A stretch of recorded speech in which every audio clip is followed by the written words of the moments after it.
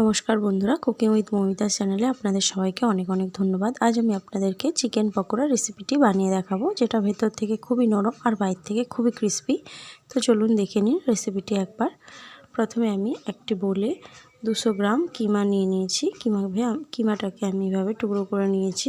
আপনারা আপনাদের ইচ্ছে মতো কিমাকে টুকরো করে নেবেন। এটাকে ম্যারিনেট করে 2 ঘন্টার মতো আমি রেখে দেবো। আপনাদের হাতে সময় না থাকলে আধ ঘন্টার মতো রাখতে পারেন। আমি 1 কাপ পরিমাণ বেসন দিয়ে দিলাম। এরপর এতে আমি 1 চা চামচ আদা বাটা ও 1 চা চামচ রসুন বাটা দিয়ে দেব। 1 চা চামচ রসুন বাটা দিয়ে দিলাম। এরপর এতে আমি একটা লেবুর অর্ধেকটা কেটে নিয়েছি, অর্ধেকটা লেবুর রস দিয়ে দিলাম।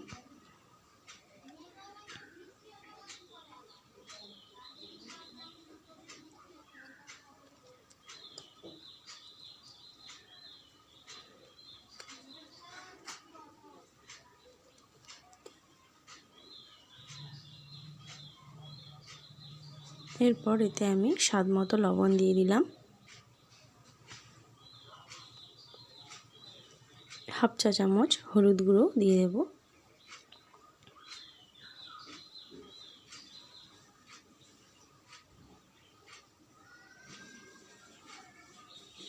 হাফ চা চামচ লঙ্কা গুঁড়ো দিয়ে দেব।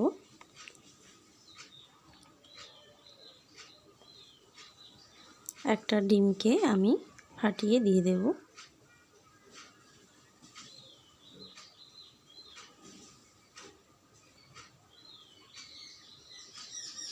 এরপর এটাকে আমি হাতের সাহায্যে মাখিয়ে নিচ্ছি।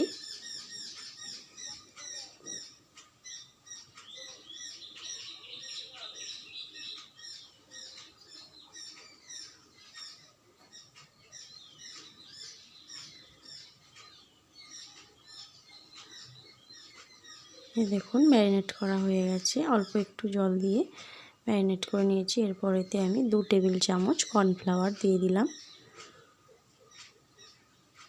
আর গরম মশলা গুঁড়ো 1 চা চামচ দিয়ে দিলাম।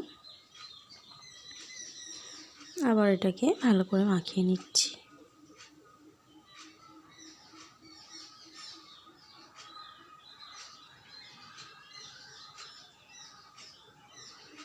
অল্প একটু আমি জল দিয়েছি।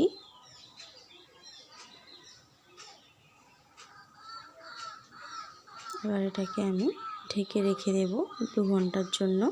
আপনাদের হাতে যদি সময় খুবই কম থাকে তো আপনারা আধ ঘন্টার জন্য এটাকে ঢেকে রেখে দেবেন। এরপর আমি কড়ায় তেল গরম করে নিয়েছি। ভালো করে তেল গরম হয়ে যাওয়ার পর পকোড়ার সাইজে কিমাগুলোকে ছেড়ে দিচ্ছি। গ্যাসটাকে লো ফ্লেমে রেখে পকোড়াগুলো ভেজে নিতে হবে, তাহলে ভেতরটাও ভালো করে ভাজা হয়ে যাবে। এই দেখুন একদিকটা ভাজা হয়ে গেছে, আমি আবার উল্টে দিচ্ছি।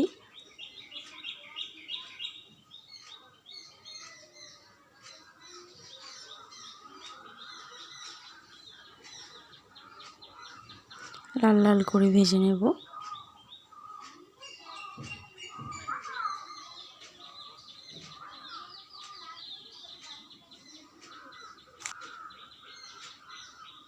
ভাজা হয়ে গেছে, এরপর আমি তুলে নিচ্ছি।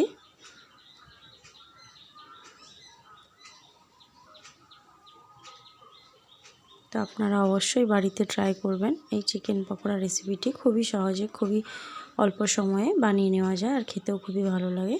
তো আপনারা অবশ্যই বাড়িতে বানিয়ে দেখবেন।